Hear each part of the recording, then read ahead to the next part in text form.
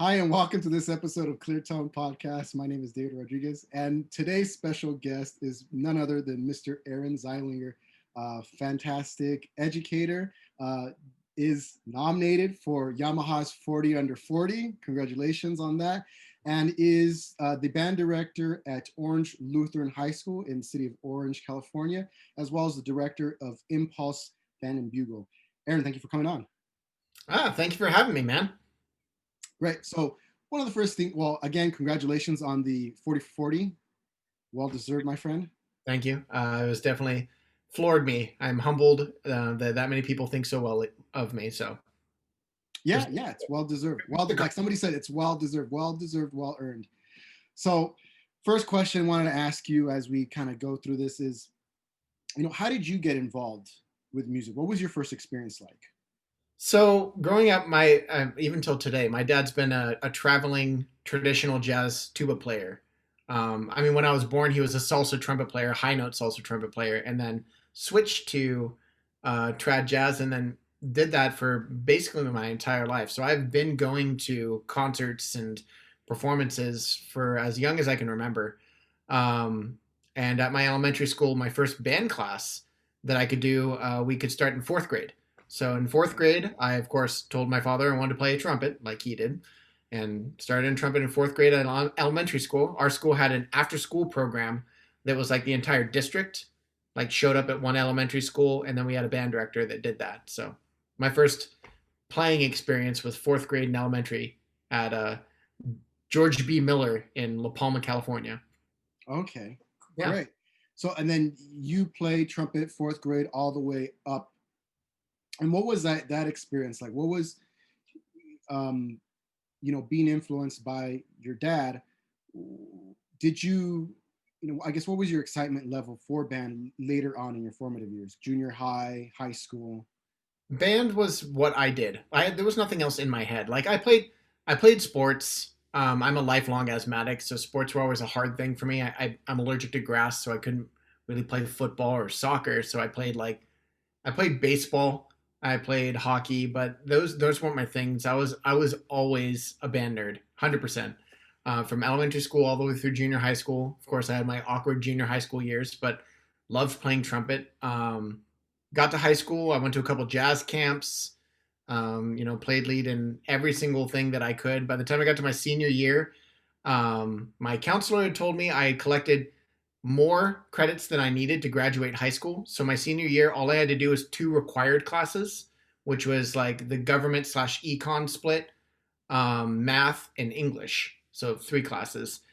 And the rest of my classes were all band. I was in the band all day. Marching band in the morning, wind ensemble, concert band. I was a TA for the color guard period and for the percussion period, like Yeah, so all day. you're pretty involved. That's Yeah, deep. That's yeah. deep. So during that time, were you just your only playing was in band? Did you do anything outside of band? Like, did you take lessons? No, actually, so lessons are a funny thing. I very early on uh, got kind of turned off to the idea of lessons because my dad, being a musician and being a teacher, if I ever practiced in the house, he would yell from the other room, like, "Hey, you're sounding sharp on that D." And so I just wouldn't practice at home.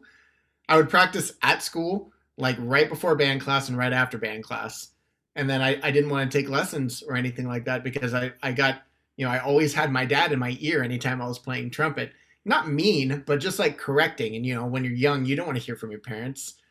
So I didn't take a lesson until I got into college. All the way through high school, that was all just me playing that because I wanted to, and then practicing only when I needed to at home. Yeah, okay.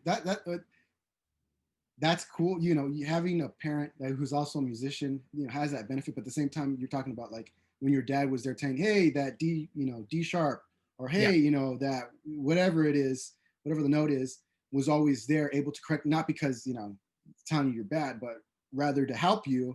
He just in his head he was, he instant teacher mode. So I Right. was no longer his son. I was instantly at that moment a student, and I didn't want to be a student. I was at home. I wanted to, like, if I'm practicing something, it's because I was struggling with it, but I wanted to do it on my own. I've always been very like, I want to practice this on my own. I didn't, like I said, I didn't realize the benefit of lessons until way later because the only thing I got was my dad. I mean, it was so bad that my mom used to get so frustrated after concerts because as soon as we got done, she would say, "I'm so proud of you," and then me and my dad would sit there and pick apart everything that happened in the concert. Oh, the tempo changed at this part. Oh, the flutes are really pitchy right there, as like a ritual for every Right. drove her nuts. But that's also why I've taken before I graduated high school, I took maybe two lessons, and both were with trad jazz trumpet players. Of Okay. just like I wanted to try and learn the style real briefly. Um, yeah. No, yeah, that's cool. Again, like when I think about it, um, and see, oh, you have somebody in the family that's there, like you got a private teacher at home, but I can see on the flip side where it might be a lot. It might be a lot. But it sounds like for you, at least, that was a benefit. To some extent, that was a benefit, being able to pick apart those things and then being, I guess, made aware of those things that end up helping us as band directors, flutes being pitchy and then knowing how to hear for that, you know. So that's cool. What, so when you, when you were in school learning music, did you decide then, that based on your dad's experience and you're wanting to be in band, that you wanted to have a career in music, or was just you just enjoyed doing it? When did you realize you wanted to have a career? Probably about sophomore year of high school. My band director is Bob Anthony. He was at Kennedy High School for a real long time. Um, and I just enjoyed watching him work with the band and got a lot of inspiration from that. So about sophomore year, I was like, that's what I want to do. I want to be a band director. But my journey got really weird after that point because like I was determined to be a band director, but when I graduated high school, I immediately got a gig being a tech at the school I just graduated from. Like I want to come back and teach marching with all these great guys. There's a great trumpet player named Randy Rivera that was our marching tech, and we had a system band director Joe Dudak that was there, and I was just like, I want to teach with these guys. And what I learned that first year was sort of the thing that I wish more colleges talked about, which was teachers get to teach like 20% of the time. And then the other 80% is the stuff we don't talk about: booster meetings, developing budgets, figuring out show concepts, dealing with parents, curriculum planning, score study, all that extra stuff. And right at that like 18-year-old age where I had these lofty goals of like being a band director meant you got to just be in front of the band all the time and do music and wave your arms. And seeing that really sort of disenfranchised me to being a band director, and I sort of struggled for a number of years of whether or not that's what I wanted to do. So I ended up not becoming a band director until later in my life. I teched marching bands, was the viz caption for several marching bands, and worked at Starbucks for 6 years, and then went to Pete's Coffee, and I was a coffee shop manager, where teaching was like my dark secret on the side. Like, oh, I get to teach over here, and that way I can just show up and do the part that I like, which is the teaching part, and then I don't have to deal with everything else. I'll just walk away. But over the years, you know, life calls, life pushes you in that direction, and eventually it just got to a point that my friend that I'd been teaching with over at Warren High School for like 10 years, he said like, "What are you doing, man? Why are you in coffee? You're spending more and more time at the school. You obviously love this. Why aren't you doing it?" And I didn't have a good answer for him. I was like, I I used to say like, "Oh, it's because I love being a coffee shop manager," which I do. I like people. But at that point, I was out of answers. Like, I don't know. He said, "Well, you know, Join the band. yeah, let's do this." And to make a long story short, he ended up convincing me to quit my job at Starbucks, and I did a year sort of internship with him. Think like student teaching, but I wasn't a student teacher yet, so I was his unofficial assistant band director. And Okay. I came and I conducted concert band. I conducted jazz two.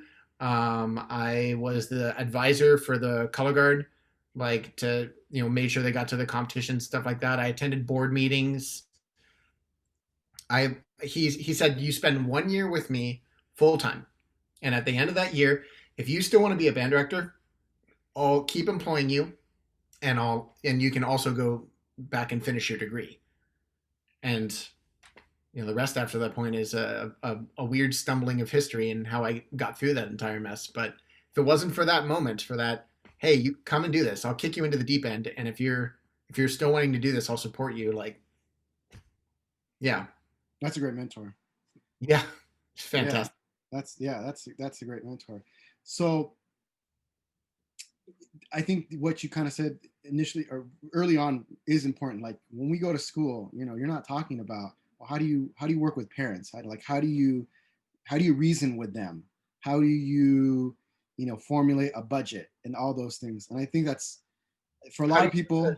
how do you work with athletic directors for field time? How do you design a marching band show? How do you pick curriculum? Like, Right. Yeah. Yeah. Absolutely. And it's we talk about the musicality and learn your instrument and be in the ensembles and take your theory stuff, but as important as that is, understanding your theory and your oral skills or your musicianship training, but being able to formulate a curriculum and all the other things that were mentioned, that's hard, that's difficult. For me at least, I know that was always one thing that I sometimes don't like about my job. I don't like the administrative part. I tell people sometimes, I understand it, I get it, it's part of that, but the real joy is when you're in front of the kids and you're working with them and you're creating something. But all those other parts are very important. Those are the behind the scenes. I don't know if you've seen that picture with the iceberg, and it shows yep, the iceberg on top, and it shows like the massive yeah, rock on the bottom. yeah, And that's all that administrative stuff. That's all the behind the scenes, and then the only the top part is the us waving our hand to keep everybody in time. yeah. I always equated it to, and it's hard. It doesn't come across as well if like the person you're talking to isn't a parent, but it's similar to having kids. There's so much other stuff that happens that those few moments where you get that like, oh, we're having a bonding moment. My kid's being super sweet. We're cuddling on the couch watching a movie. Like those are like not much. And then there's screaming tantrums and diaper changing and trying to get them to eat their food and getting ready to go, but you can't find a shoe. And like that's similar to band directing. There's that baton waving moment of you're in front of the kids and you're teaching them and they get that aha moment where they figure something out and you're like, yes, this is why I do my life. And then you step away to your office and you're chartering buses and negotiating field time and talking to the secretary of the principal because you need to schedule a meeting and Right. Yeah. you That's know all the extra goodies that you have to do. yeah. Um, so you were doing that kind of internship. You were the unofficial assistant band director. You went back to school, or Mhm. you went to school rather. So what was that experience like, going to school, getting that degree, so that way you could be a band director? Yeah, well, I went to 2 years of community college right after I graduated high school. Okay. So I had gone to school beforehand, but there's something about when you stay in school but you don't have a passion for what you're pursuing. I find oftentimes you sort of lose your way. And I tell this to my students all the time that I loved community college because there was as much pressure and you could sort of figure out what you're going to do. But then, of course, like I said, convinced myself that teaching wasn't what I wanted to do. I was going to be a coffee shop manager and I was going to teach on the side. But years down the road, I went back to school when I was 26 to get my undergrad, um, which was awesome and crazy at the same time because being 10 years older than everyone else in your class, well, sorry, 28 is when I went back because I was about 10 years older than all the other undergrad students. And I was approaching school in a completely different headspace. Like I was excited to be in those classes. Like I was so happy that I was in this position where I could go finish my degree that like even the menial classes were like, oh my gosh, I get to do school. I get to like learn this thing where everyone else is like, oh God, Why am I here? Yeah. why am I here? I want to learn about Baroque, you know. But it was a great experience. I found out about Azusa Pacific University on a whim. Okay. Uh, I had no idea it existed until my dad, he was teaching a tuba student, and they were trying to decide between Chapman University and APU. And me and my dad had never heard of APU, so we went to a concert. We found out they had a wind ensemble concert when Dr. Gray was still there, and we went out to a wind ensemble concert, and I was floored. I'd been to a lot of concerts growing up, but not a lot of like high end wind ensemble concerts. I was only familiar with high school band, which is Sure. good, but not like there's a different level when you hear a college ensemble or professional ensemble. So I got in front of them and heard the group and was just blown away. And then decided to just walk up to Dr. Gray after the concert and get, this was amazing. My name's Aaron Zeilinger.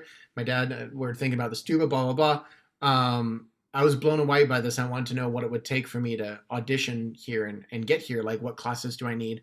Because I was, at that point, I was planning on going to community college, finish up my undergrad stuff, and then transfer to a 4-year. And he said, oh, just audition for me. And this was like January or February. So this was past normal audition time. Right. So I emailed him and set up an audition time. I ended up auditioning in like end of April and got accepted a week after that. So it was weird how that all lined up, but ended up being fantastic for my life. Yeah. Yeah, that's cool. That's really cool how how that came to be. And then what was, you said going into it, you had a whole different headspace. You kind of knew exactly what I want to do. Like this is business. I need to take these classes. I understand where they're placed within the hierarchy of my degree, so that way I can Yep. teach. What ensembles were you participating in at that time? When I was at APU, I was in the handbell choir because it offered a scholarship. I was in my first year. I was in concert band because we had a really aggressive trumpet department when I first came in, and as when I auditioned in, I had I sort of botched a couple of my solo literature stuff, and then that slotted me. They have a wind ensemble and a concert band situation, so I was first chair in concert band. I had just dropped below that wind ensemble seat, and oh, and I was in their marching band because they had a marching band at that time. So those were the 3 ensembles I was in. Okay. Yeah. What in that experience, what was one of your, I guess, things that were a highlight to you there, being there at APU doing your undergrad? In the beginning or towards the end? Because my journey through changed. Okay. Well, I guess kind of through surveying your APU experience, what was, I guess, one thing that stood out to you? One of the highlights, one thing that you felt best prepared you for a career in education? Or you could share more Oh than my one. gosh. Okay. Well, I was going to say that for that specific question, like what best prepared me for a career in education was ironically handbell choir. Um, because in handbells, you have to read both bass clef and treble clef, and it's a percussion instrument.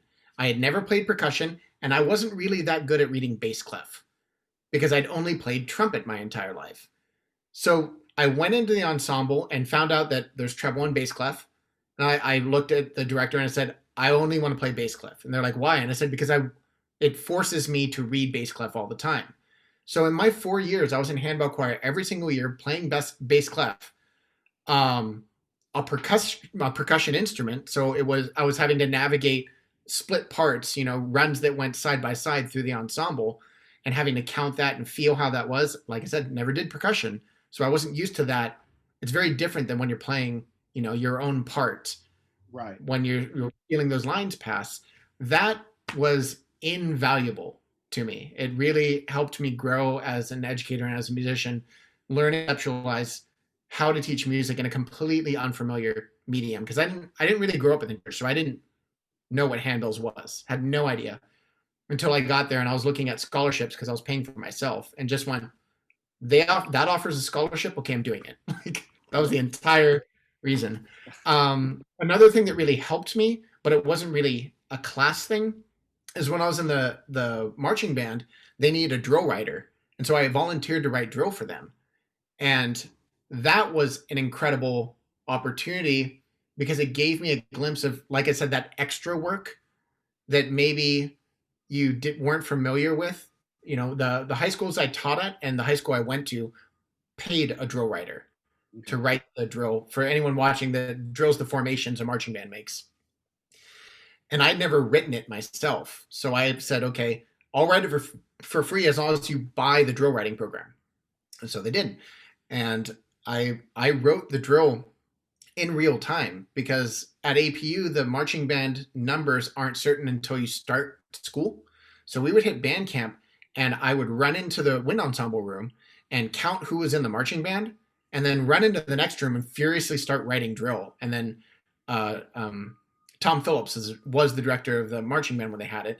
He would come into the room and be like, "Oh, we gained another flute player," and I was like, "Oh, dang it, I have to go back to and write all that." But that uniquely prepared me for when I got my job that I still have now at Orange Lutheran High School, because the band there is very small. And when I brought back the marching band, because of all that experience at APU, I was like, I don't need a drill writer. I can write my own drill, and it really enables me to adjust.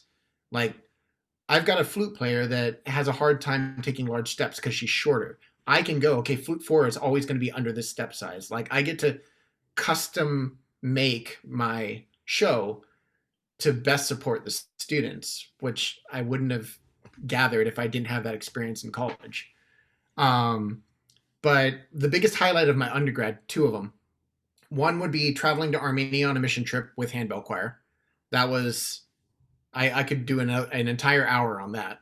And the second one was performing with ironically, the only choir I've ever sung with was um, it was like the everyone choir. You know, like Okay. all music majors had to do it. Anyone on campus could do it that's not in the music department. Like it was that choir. And we did Mozart's Requiem. And I'd never done something like that before. So that was so cool and so much fun and so difficult for someone that doesn't sing all the time. But that was a blast. Okay, and that kind of goes into the next one. What was like one of the most memorable performances? Yeah. Would you qualify that one? Yeah. Well, both of those trips actually had my most memorable performances. Like Okay. that, we traveled to Armenia and performed. It was a whirlwind because the people we went over there with, we had paired with a church who is Okay. very big in Armenia, and so we traveled a lot. Like we had two vans. We jammed the handbells and the choir into it, and we would just bolt around Armenia and show up at this church and get out and set up, and they would introduce us, and we would play some handbells, and we'd jump back in a van and bolt again. But we performed in churches that were hundreds of years old. Like Armenia is one of the oldest Christian countries on the earth, and we were going to these churches that were carved into rock and like little churches that had been there since forever, and we're just going in and performing for these people, and they were so grateful, and that was awesome, just awesome to do. Yeah, I was talking to a mutual friend that we have, and we were talking about how a lot of those memorable experiences, tours that we've done, were always through our church work. And like at least where I did my undergraduate at Concordia, they're pretty big on church setting music, and so a lot of what we did in the wind orchestra were arrangements of church music, and we would then take that on tour to we didn't go out of country, but we stayed in the states. But we got to visit different states and get those different experiences. That was probably one of the cooler things that I got to do in my undergrad. But it was because of going and playing for churches as opposed to taking a tour and we're just playing at different concert venues. I don't know how common that is because I don't have that experience, but it was just funny how I was talking to somebody else about that, and it's relatable. During church or for church events, we then got to go out on different tours. Um, That was very similar for us. Most of our traditional concerts were either in our on-site, like we had a chapel right outside the music room, so we either performed in Munson Chapel or we rented out a church down the street. But they were all pretty straightforward concert literatures. I mean, the biggest performance when I went to school there, it's changed since then, is they do Celebrate Christmas, which I know they do at Concordia too, a big Christmas extravaganza type thing. And but in those ones, I always played with the handbell choir because there's a lot of moving parts. right. And so for me to get from the handbell choir to the wind orchestra would have been really cumbersome. And the handbell choir always memorized Carol of the Bells, and we wore white gloves with black lights. So you had floating ghosty gloves. Always Okay. like blew the audience away that we could play in the dark. Funny story. You were talking about how cumbersome it is. At Concordia, we do like 5 of them a year, or we did 5 of them a year when I was there. Um, and they're moving up apparently because now they're at the Segerstrom, or they were doing it at Segerstrom the year before. Obviously, this year they won't be able to do that.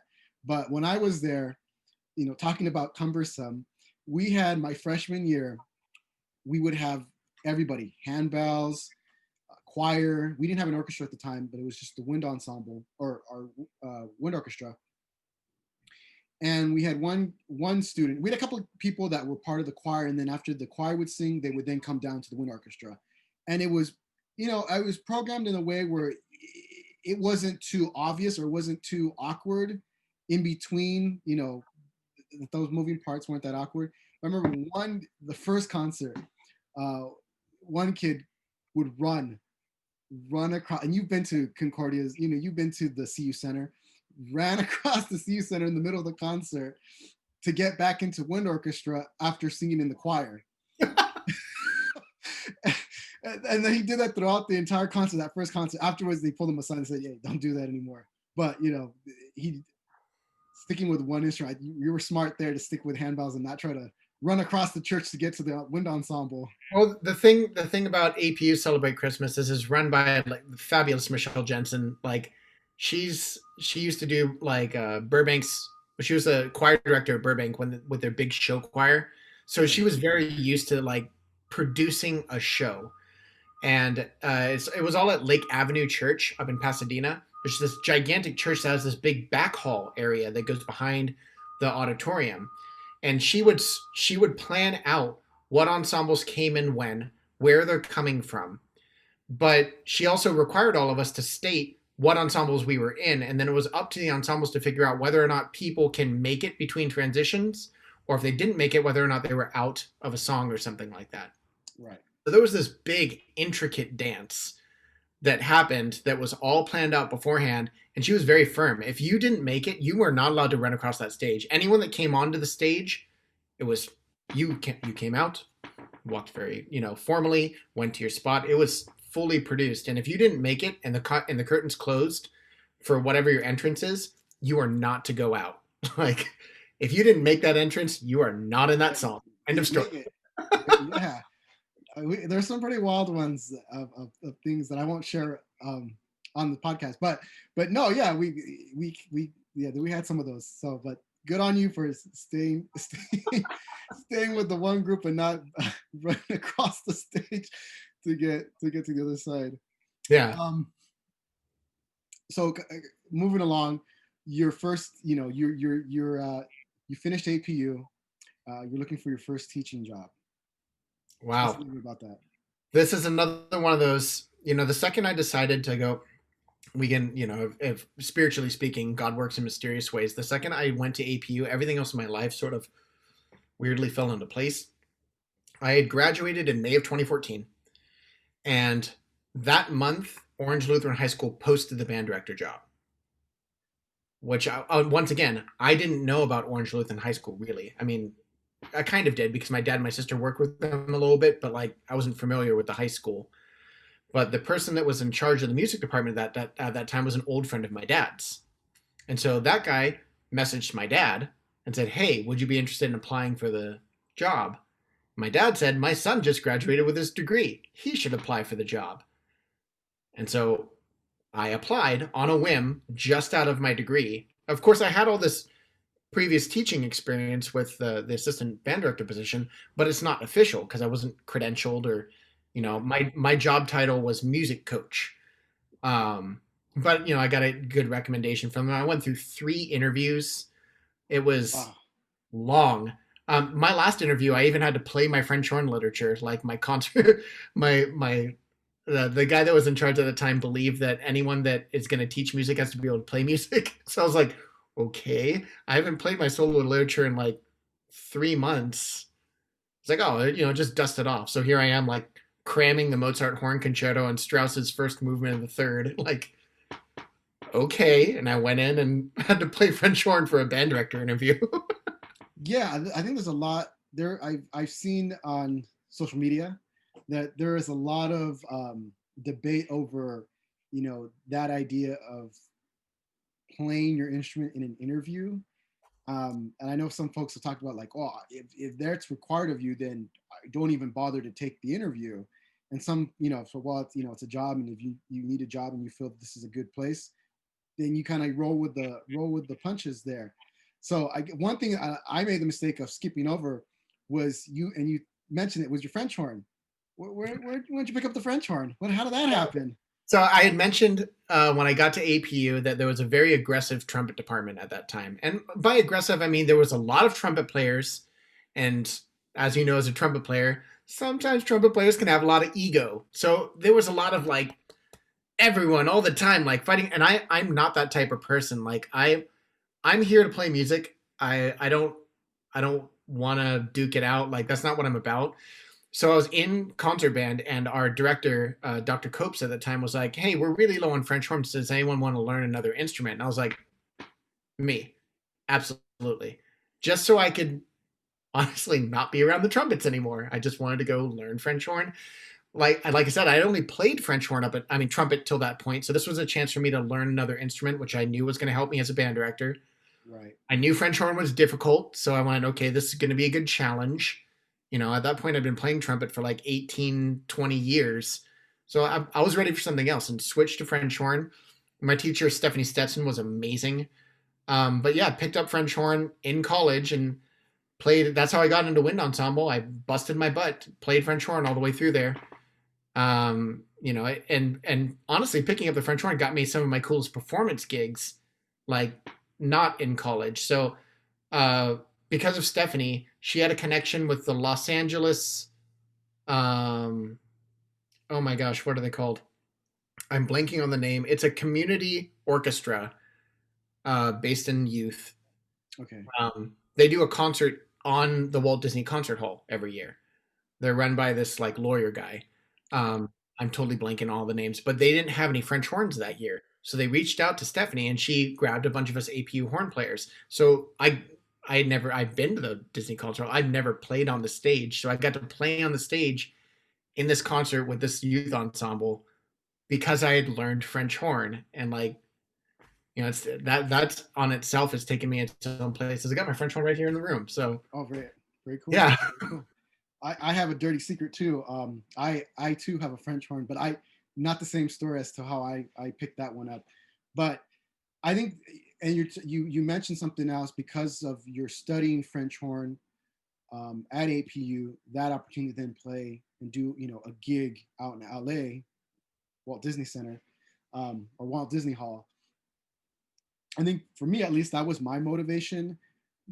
I'm obviously I'm more geared to the education side, but the fact that I would be able to network with people, not just other educators, but people who are studying performance or what have you, and have professors who are out there in real time performing in LA. And so those opportunities to then go and yourself being involved. And I go, well, that's important to me, as much as, the Concordia experience was cool, as much as maybe going to like a different university in the IE or OC. APU had professors that are in LA, LA studio musicians playing, and that's a connection. Mhm. And you shared your experience in being able to get a gig in LA related to that experience of being at APU. So played French horn. You finish your degree again, first time. Then you go and you get your job at at Orange Lutheran. What was that first year like? Insane. Insane. Absolutely insane for a number of reasons.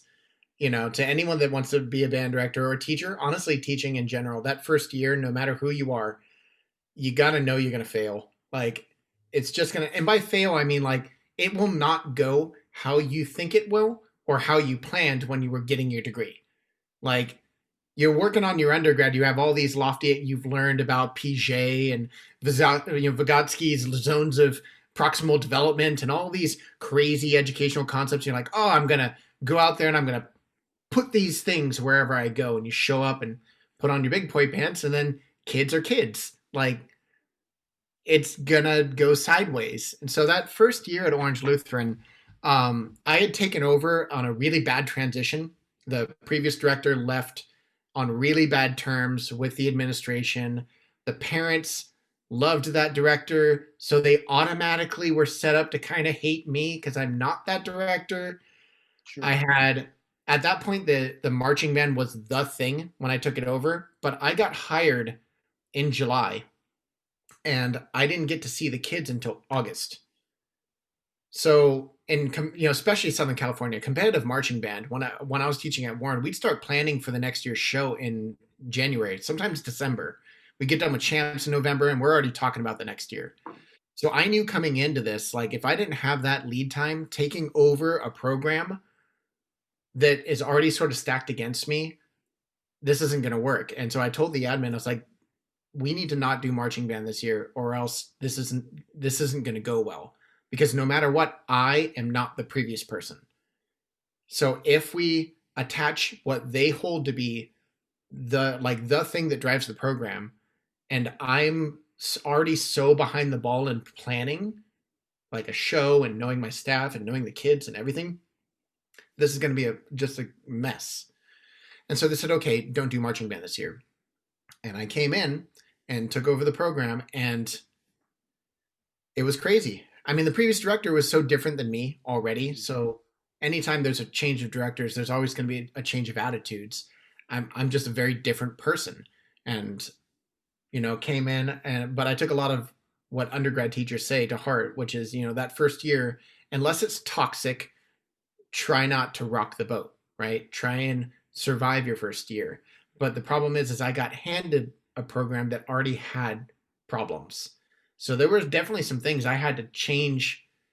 I had to course correct on that was met with various degrees. One of them being that there was going to be no marching band that year, and that already put me on a sour foot. But then I fought hard, and I focused them on concert literature. We did music theory in class. I started making them do like mini performances and all sorts of stuff, and that was meant to say there was kids that tried to get me fired. That is what it is. Like there were moments where they were coming up with things like, oh, he doesn't support us because he doesn't do this. Well, he's not doing marching band. He's trying to change everything. And they're like, okay, what's wrong with that? And they had no answer. And then like Right. there was Yeah. just a lot in that first year of just me trying my hardest to show that I'm not evil and that it's going to be different, but it's going to be okay. Yeah. And what are some ways, putting you on the spot, what are some ways that you don't show evil? What could you do as an educator? If you're a younger educator, you're talking to a younger person who's getting into education, what can you do so that way you don't appear as evil? The biggest thing I have to say, especially the hardest thing that I had to do when I took over the situation, is acknowledge that the people you're being put in charge of aren't, they're not defiant to you, they're defiant to change. So if you understand it's not about you and instead make it about the situation, I find it a lot easier to navigate that. For instance, if someone said, well, so and so didn't do it this way, the natural inclination for a lot of people to go, well, I'm not so and so, or well, I think that's stupid, or well, what I'm doing is better. You immediately try and push down and prop up yourself. That's a losing battle because to high school, junior high, elementary school kids, it's not about you, it's about what they know. And they're in the program because of what they knew. And they're afraid that you're not going to do the same thing that they loved and why they're still in the program. It's more of their attachment to their safety net, to what they did. So if you take that and go, you know what, they're going to be upset and it's going to be okay, and just take that moment by yourself and take a huge breath and go, it's not about me right now. I just need to continue to do what I know is right, and constantly double check, because that's the other thing, is constantly double check if what I'm doing is right, works for this situation. That was another thing I've struggled with in my time here. But what I'm doing educationally valid, supportive of the kids, and is it gonna help them love music the rest of their life? Then I'm gonna keep doing it. And I need to understand that there's gonna be kids that are gonna push back Yeah. because you're changing what they know. So I mean, that's the biggest thing, is just don't take it personal, and just know you're gonna mess up. I messed up a lot. Um, Roll with the punches and keep going. Yeah, you have to. I think it's definitely the first year. is a learning moment. You know, there are going to be things that you're going to make mistakes, and it's not that, and they're not mistakes like, oh my gosh, you messed up type, in the sense that you did something that was just so horribly wrong. It's just mistakes in how you approach something, or how you worded something that doesn't necessarily, like, to the rest of the world, you know, they would brush it off and it's like, oh, okay, whatever, you know, but to a child, it's just amplified by 10 Yes. sometimes. And so, you know, it's not like mistakes where you didn't, you, like, you showed up late or you didn't do something. Rather it's, hopefully rather it's, you know, something, you know, you locked the door funny that day and the kids didn't like the way you did that, Well, or for instance, like to give you a good example, as I mentioned, the marching band was the thing when I was taking over the program. That was their bread and butter. They had competed in SCJA, the Southern California, uh, all California circuit. They won championships 2 years in a row. So they already had this backpack of pride on, like this is what we do. And I used to catch a lot of flack about that from the kids, from the parents, like, oh, you're not doing marching band, you're not doing what the thing that we're the best at. And this is one of those, I made a mistake, but at the same time, I knew what I was doing was right, but it probably shouldn't have been that way.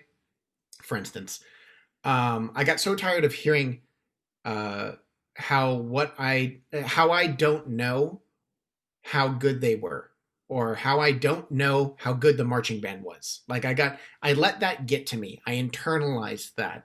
At that point, I'd been teaching marching band. I took over in 20, gosh, that was 15, 14, 2014, 15. And I'd been teaching marching band for 15 years. I knew marching band. I did drum corps. I knew this thing. And so I went, you know what? You're right, guys. Let me take you to see the group I used to teach. And I put them all on a bus, the whole wind ensemble, and I took them to SESBOA championships that was hosted at Warren High School. And we sat and watched the shows. And they're a very small band, so they'd never seen bigger groups. So we saw 1A, 5A, or 1A, 4A championships, and they got to see my group, my previous group. right, They medaled that year, and they were floored. But that's because, so my educational concept was, I want them to see that there's other things besides what they know. right, But in doing that and taking them to see my former group, that was much more of a look, I know what I'm doing. It was about me. right, When I could have done this a totally different way. I could have taken them to a different championships. BOA breaks it up. I could have went to a different site, shown them other bands. And it wouldn't have been about me. It would have been about getting them to understand the larger concept. But that was my stumble and my not stumble. And after that, they were like, oh my gosh, why did you leave that school? And I was like, because I wanted to teach you guys. But by that, still the messaging was messy there. right, right, right. So yeah, and I think something else that you could do is that showing that you care. I think is another thing. You know, not being evil and showing that you care, because you know, I know sometimes I had that too, where somebody said something. You know, you're not the other band director. The other band director was better because he gave us candy on Tuesdays and Thursdays. You know, and it's like, okay, well, you know, from a rational sense, it's like, well, I don't know how that is justified, but okay, sure, you know, they're a child. But at the end of the day, learning that, you know, showing that you care for them, then they turn the corner in that sense. Sometimes, not all the time, but I've had, you know, those students that you showed that you cared. You saw them at the end of the period, or you know, in the hallway. You said, you know, you said their name, or you asked them how they were doing, and then you know that translated into showing, hey, he cares. Or you know, sometimes the other band director didn't do it like that, and you know, for me at least, it was, well, you know, oh, I appreciate that comment. You know, I'm sorry to say I'm not the other band director, and you know, I'm doing this because I think that this is best for you, and because I care about your experiences. And you know, after a while, and then doing other things and trying to demonstrate and show that I cared, you know, I won some of them over. You know, that first year, and, you know, some of them still were, you know, were sticking to their guns. But I think another important thing, not taking it personal, and then showing that you care. Yeah, and the showing that you care part is, you have, oh my gosh, I can't. I've had this. I've said this many times to some of my colleagues. kids, no matter the age, and I use the term kids large, right? We're talking K through 12. They want consistency. They want to know how things are going to be. They want to feel like, okay, I know how this is going to go. And that showing care part has to be unerringly consistent for them to believe you. If you just say, I care about you 1 minute, and then the next minute you're like, Johnny, why are you standing up, you idiot? That immediately breaks what you just said. You have to be unerringly consistent in what you're doing because that will establish a foundation of how things are going to go. One thing I did as soon as I went into Orange Lutheran is I established a warm-up routine, which sounds silly. It sounds like who cares? Well, I mean, warm-up routines everyone does, but for what people don't understand is warm-up routine sets the tone of what you're going to do, right? When they step into your room and they set up their instruments and they sit down, from the second that entire experience starts, you're setting the mood of how you want this to look and what you want it to look like. Are they walking around blowing their instruments really loud? Are they taking their instrument to their seat and setting up? Is it quiet? Are you allowing them to talk? Are you talking to them? Do you wait until the instructional starts? When you start, what do you start with? Do you start making noise? Do you start breathing? Do you start with notes about news and, hey, we got a performance coming up. Make sure you have your black socks. Like, do you start talking or do you start playing right away? All of that sets your tone. And I honestly feel that's the biggest marker of a teacher who's thought about what they want their ensemble to be as to how you see them set up and start. Because a lot of the time, what you see in that area translates to how the rehearsal goes, right? If the band director's up on the podium screaming and clapping their hands and saying, come over here, then you're probably going to have a rehearsal setting where there's still going to be that the only time the students respond is when they're screaming and clapping or when there's this or that, Whereas if that standard is set of you are to get your instrument and come and sit down and do this and do that, and we start with this, that process then bleeds over into the rest of the rehearsal. I'm not saying I'm perfect at it because I'm incredibly ADD, so I get sidetracked a lot. But I still have a routine that we do every time. We stand there, we do some breathing, we do Remington whole notes, we do a tuning sequence, we tune individually, we tune to a drone, we do chords. Now I do announcements. So I've set my entire tone for this beginning part, and if they show up late, they are to go get their instrument, come and sit down, and join right into the warm-up sequence. There's no like, Mr. Z, yada, yada, yada. No. Get your stuff, sit down. I'm not going to stop to acknowledge you. I'm going to keep going. And that also adds pressure of like, oh man, I'm walking in by myself without me having to go, hey, everyone look at that guy. Right. Look how late they are. You know what I mean? So I think to me, that's so important when you're a new band director or a new teacher in general, is you have to set the expectations and they have to be consistent because the kids want that. It doesn't matter what it is. But if you at times find yourself going, oh man, I wish I could be like so-and-so, or I wish I could be like that. My kids just aren't that way. You need to know that all kids can be any way. They can be any way that you lead them to. They can be any way that you push them towards. I've seen junior high groups that play better than some of the best high school groups I've ever seen. They will grow and respond to however you challenge them, but it's up to you to create that climate that fosters whatever you're looking for. Absolutely. And sometimes, that takes the smallest steps. I don't want you to XYD till this. Okay, months go by and then finally it happens. It took me 4 years until Orange Lutheran started looking like what I wanted it to look like. But I had to be consistent for 4 years for that to happen. Right. Yeah, because at high school and you got those students for a long duration of time, and so not even not only consistency, but also having that consistently being repeated. It's consistent in what we're doing. You're repeating in what it is your expectations are. And all those things, really set that tone. And like you said, that warm up time, it translates it to what the rest of that rehearsal will look like.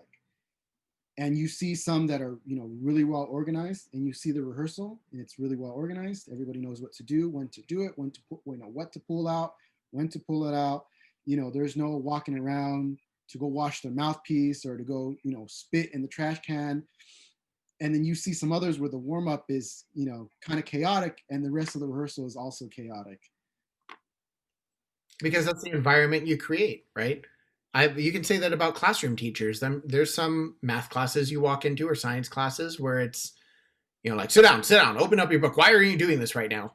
It sets the tone for the rest of the instruction. If you always use a loud voice to get a point across, then you can only get a point across with a loud voice. If you only use flash reactions, then you can only get a point across with flash reactions or with sarcasm or whatever. Whatever you set that tone as, your class will fall into line with whatever tone you're setting. Right. Oh no, absolutely, absolutely. And that was something I realized early on. Um, my cooperating teacher, she wore a microphone because she couldn't speak loud, because all these years she would, yell, and not because she was yelling at kids, but to get a point across, or to, hey, trumpets, and in the middle of a piece, you're too loud, or what have you. And sometimes I was doing that too, and my voice would get strained. I go, why am I doing this? If I need their attention, I'm going to speak, in a soft voice and a regular voice. I'm going to get them down to my level. It's not a competition between how loud I can get. And I think sometimes we lose sight of that. And it's not, I don't think it's something that's just, it's only for beginning teachers. Cause I've seen, people who are expert teachers or veteran teachers. And, at the end of the day, their voice is raspy and they're like, man, today was a rough day. And, I smile and I go, yeah, it can be. Um, and it's, refreshing to know that, well, as a younger teacher, it's not, I know that that's not something that's just I guess it's only reserved for younger teachers. So, but I think that's just an important idea, not to yell, to get them Well, to your level, not it's to yell. not to yell, because I also am passionate and loud, and like I can get that way, but when I do, it's for a reason. I think that's the part to think of, is that, am I yelling because they're too loud and I have to yell, or am I yelling to get a point across, right? Or am I being quiet to get a point across? Am I Everything that you do imparts a meaning, right? My kids know I'm super angry when I stop talking. That's just because if I don't stop talking, I'll end up screaming. But that's also a big sign to them, because I've created that culture of like, I'm loud and animated and I'm goofy, and like that's just who I am. But if I'm all of a sudden I'm real quiet, they know, oh, he's real upset and we need to stop now. Right. No, I think there are different variations of that. Being loud because you're excited, you're animated about something, like you said, and then being loud when you're trying to express a thought, an idea, and there's no you're losing control of the classroom, where students are talking over you or they're having their own side conversations, and in order to grab their attention, you're having to say, hey, whatever group, I Yeah. need you guys to do that. And that's not something that's just reserved for younger teachers. No, I've like you just said, I've seen expert teachers that are loud often, or there was a teacher that was at El Dorado High School for a real long time, Richard Watson, that I saw him berate his entire 350 member marching band, super loud, yelling just because he was so angry. And he wasn't a young teacher. This wasn't him like, oh, I made a mistake. Like, that's just how he was when he was, he was. I asked a kid about it, like, how do you take him yelling at you so much? And they said, well, he's always like, his emotions are in all extremes. She's like, he cried every year at banquet when he said goodbye to the seniors. He he was a big emotional type guy. And so we came to understand that that's just how he is. But that's, once again, the standards, right? Like, that's how he is. He created that environment. They've gotten used to it. Right. Whatever that wants to be. I think the problem with a lot of teachers, either young or old or middle, is that you get to this point where you go, oh, I wish. And you forget that you can whatever that is. I wish my ensemble played more in tune. Okay, what can you do to have your ensemble play more in tune? There are things you can do. I wish I didn't have to yell at my kids all the time. Okay, what can you do that you don't have to yell at them all the time? You just have to adjust what you're doing, and they will adjust to the expectations you set. But it has to be obscenely consistent. Right. No, yeah. You can't just do it for a week and then, okay, It's we did it for a fixed. week. We should know how to do it now. No, you got to be, and especially with younger kids, seventh, eighth grade kids, sixth grade kids, you got to be preaching it every day. You got to be Your modeling flute it. is not a weapon. You're Yeah. don't poke someone with your trombone slide. Yeah. Get the drumstick out of your ear. You should know this. Right. Right. Yeah. So I guess, talking a little bit more, um, during your time teaching, what was that like during this crazy time we've been in, going and having to do distance teaching? Well, I'm an extrovert. So this has been not fun for me on a personal level because I don't get energy from the screen. Even if I've got all my kids on the call and we're talking and stuff like that, it's not the same. I get energy from in-person contact.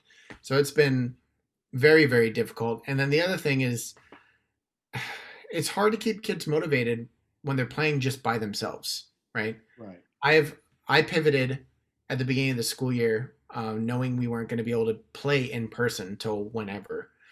That we're doing individual lessons every day. So in the class, I give a music lecture of you know a brief overview of classical era, the controversy of Wagner and his opinions, and can we support him even though his opinions are awful, or Sure. jazz music from the beginning, just random lectures. And then every single student gets a lesson after school with a woodwind. I do brass, percussion teacher, whatever. Okay. And during those times, we get good instruction in. I can definitely say I've had really good interactions with my kids, but it's hard. It's hard to keep them motivated when right now there's not a ton to work towards. We did a virtual ensemble with APU. They did like Okay. a inter school honor band, and we're working on a virtual production of Sleigh Ride right now to put out for the families. But that doesn't have that immediacy of reward that kids are looking for. No, I Where can't compare. yeah, you go on a stage and you play music with your friends, and then people clap. Like that's action and reaction right away. Where this is like we put the video out and people are like, "Oh, good job." That it's not the same. So it's been very difficult. I've definitely had a lot of times had to remind myself that this is going to be one of those moments in all of these students' lives that they'll never forget and it will affect everything. And if I keep that in mind, I learned very early on, I set ambitious goals of I'm going to do rhythm games with them clapping. We're going to do some singing. We're going to do things. There's all these things I'm going to do in these Zoom classrooms. And I've really had to take a step back and go, this is really hard for them. Math is hard when you're only on Zoom. It's not the same. For some students, it's great. My son loves being on Zoom. Like he's downstairs right now having lunch and he'll go back upstairs and do class. He thrives in this environment, but I know that's not all kids. And Right. I had to sort of take that pill and go, these kids come to band for a release from education. They want that experience. The music enriches their day. What am I doing trying to increase the academia in a time that they don't know how to deal with it? So I readjusted all of my plans and become much more open and tried to be as easy as I could be. And that's what I wanted to ask you. How has that changed from when we were teaching in the spring to now teaching in the fall? Well, because in the spring, everything was an explosion, a reaction, right? So Right. everything got shut down, and then it was just kind of a I don't know It was a survive. scramble. It was Yeah. like, what do we do? So I scrambled and we did some things, but it was barely anything. Like we were having Zoom classes, but I would just sit in the Zoom room like this and just allow them to talk to each other, and I would talk, and I wasn't teaching anything because At that time, we didn't know what to do, right? We didn't know. I couldn't figure out how to make them all play in time on Zoom. So I mean, we tried Oh, that once. It was absolutely chaotic. So I was like, okay, I can't do that. And then it ended up just being like a time for them to like have some sort of connection with people. But then approaching the fall, I had all these plans of like, all right, I spent the summer listening to teachers and looking what other people did with their online classrooms and tried to get really motivated about that. And I hit the school year with some of those plans and very quickly saw my students were struggling, not with me, with everything. And they were coming to my class more tired than I've ever seen them, even on Zoom. Or right now, our school is a half and half. So okay. we have A through LI on campus and then LO through Z on campus, like alternating days. And they would come to class and they're just drained right away. And I'm like, you got to take that in. So I took that in and just looked at them and said, they're not doing all right. Like, I need to change all of my plans. I need this to be a time that they can just be. Like, I'm going to give lectures that have no quizzes attached to them. Hopefully, they're interesting. If they're not, okay. I took a poll from them. Heck, I did a lecture on Harry Styles because one of them said they like Harry Styles. So, okay, let's talk about Harry Styles.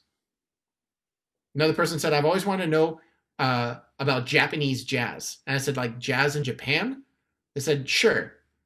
I did a lecture on jazz in Japan. Like, I just took ideas from them, and then I just sort of do like we have 90-minute classes. I do like 30 minutes on it, and then the rest of the time we just hang out.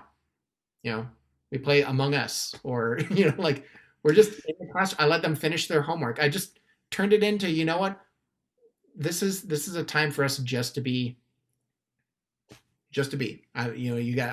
And I saw after I removed those requirements, like how much weight came off of them.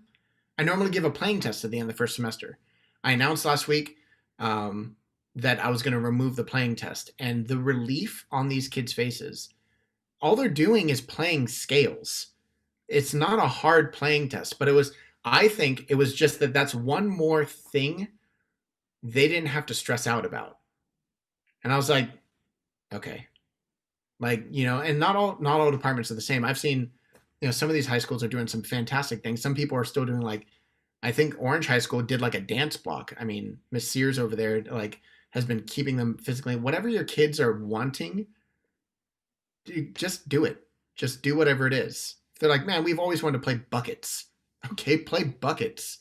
Do what is going to interest them, because right now music's a source of comfort. They do it because they like it. There's the occasional student that, like, I want to do music forever. But most of the time, if you think about your junior high band or my band, like, the kids are there for, they either like me or their friends, or they like playing an instrument. They're not here to like broaden their knowledge. Right, right. And I think it's also okay that even though we're in this time and there's so many lectures and over the summer, and I attended a lot of them to myself, about how to teach in Zoom, and how to make your band work, like if everything is normal, um, but online. For some people that's great, and there are some educators that can do that, and they've shown on their social media, they got their whole place decked out. They got their instruments, they got multiple monitors going up, they have a whole interface of things, and that's great. You can do that. And then for some of us, we can't do that. We can't do synchronized learning. It has to be asynchronous. At 11 o'clock, I can't have my kids play their band instrument, because they live in an apartment, their neighbor goes to work in the evening, and so they Yep. sleep during the day, or their Yep. parents are in conferences and meetings. So I think there's a lot of different ways to be creative. I think one of the things that I was at least frustrated with was that the idea of trying to be as normal as possible, trying to do as much as we've always done, instead of trying to adjust and be creative. We are in a pandemic, and I feel like the problem we're having right now as a nation is we're trying to get back to normal, not acknowledging that it's not normal. Nothing is normal right now. No matter what you think, no one I know is sick. Okay, that doesn't mean people aren't sick. I can play my instrument in my house. That doesn't mean everyone can play, like, Nothing's normal. So stop trying to force normality and instead figure out what you can do to provide educational content in a relieving way. Like, let go of these ideas that we can be normal. I don't care. I'm sorry. I don't care that some people are like, oh, we produce all these great videos and the kids love it. Great. That's you. It works for your Exactly. kids. You know, it's not all of us. And I highly encourage every director out there to look at your program and what gets them engaged. And whatever that is, go for it. I don't care what it is. Heck, concert choir on our campus, when they weren't able to sing, I loaned them my handbells. And they learned how to play handbells because at least that was something that like they could do. And that was exciting to them. I was like, okay, well, I'm glad you liked handbells. I did a whole lesson on how to play it. Yeah. And I wanted to ask you quickly, or not quickly, but I wanted to move on and get, a little bit of your experience on, being involved with Impulse and being involved with the marching band organization and what that's been like for you. So well, both of those things are different. Marching band is, as I've described, I've been with marching band for a long time, but the Impulse gig, the drum corps scene, is a very different beast. By the mere fact that being a corps director is more like being a CEO than a band director. I'm not teaching per se. Most of the time, I'm doing all the other stuff. I'm making sure we have a cook. I'm making sure we have food. I've got the card. There's a kid that needs to go to the emergency room. I'm going to take that kid. Like, I'm filling out forms. I'm carrying around the backpack. I'm a chaperone as well. I'm doing all the behind the scenes work with not a lot of the front of the scenes work. So it's been a big learning curve with that Okay. going into that organization. But the on the flip side, where in the band world I've been constantly adjusting to what the kids want. In the drum corps world, now that we've gone through COVID and we're continuing to struggle with this, I get to develop, okay, what do I want this to look like? Because right now there's no rules. There's nothing, right? Like our parent organization, DCI, still hasn't even announced what we're doing next summer. So what are we going to do? I can definitely tell you Zoom's not an option because if my band kids don't want to Zoom right now, who's going to pay money to Zoom? So let's figure out how we're going to do this. How are we going to figure it out? But that organization has been crazy. I mean, I marched it a long time ago. And when we were in person, like getting kicked in the hot seat was a whirlwind, just a whirlwind of a giant learning curve. Right. Yeah. Right. Right. And that was something that's always been important to you, right? Being a part of directing Impulse. Yeah, it was a dream of mine for a long time. I was a founding member in '99, and I aged out with the group because you can only march till you're 21.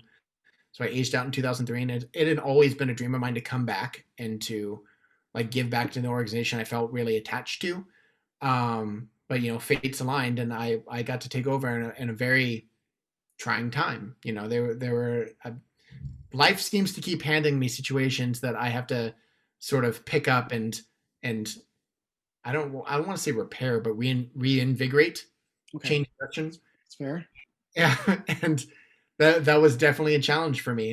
The group had seen a lot of different directors, and when I got kicked in the seat, I was like, okay, well, here we go. So yeah, Yeah, that's great. As we're closing up, couple of fastballs here for you. sure. You're a trumpet player, French horn player, but you spent a lot of years playing on trumpet. So I'm gonna ask you this: how many trumpets do you own? Currently, Sure. Yeah. Currently. so I technically own one trumpet, Okay. but my dad owns seven. I currently have three in the house and a flugelhorn. So I don't own those seven, but I can use any of his horns whenever I want to. You kind of own them, yeah. Okay. He's I not said. using him. I'm using him. So, you know. Sure. Okay. Any all B flat horns? Yes. Well, two B flat trumpets and a cornet, and then a flugelhorn. Okay. And then that cornet you were sharing with me, that was your grandfather or your great grandfather's? Great, great, Great great. grandfathers. Yeah, Okay. that he bought at the turn of the century from a shop in Um, Gosh, I want to say it was New York. I don't have the flyer with me right now, but the cornet's over 100 years old. Plays fantastic. But yeah, Yeah, that's cool. I really got into those antique horns, and so I was actually looking for one that's Besson, right? yeah, Yeah, yeah. yeah. All right. Best piece of advice you've ever received. Um, Gosh, oh gosh, that's a hard one. For band directing, it's not about you; it's the kids. Okay. All right. What was the last song you listened to? In general. Sure. Yeah. Well, I was listening to Seagulls, bad sync, lip reading song based off of Star Wars. Okay, Where, I'll take it. yeah, it cracks me up. So I've been listening to it quite a bit. All righty. Okay, well, Mr. Aaron, thank you so much for being a part of the show. I know we're running a little late here. Um, you can follow Aaron. You can check out their website, the Orange Lutheran website, which is www.lhsoc.org. You can check out Impulse at www.impulseyoutarts.org. And Impulse, you can find them on Facebook and on Instagram, and they'll be on the page and they'll be linked in the description as well. So Great. thank you so much. Hope to have you again, and we'll talk more about educational stuff and other things. Yeah, thanks so much for being on today.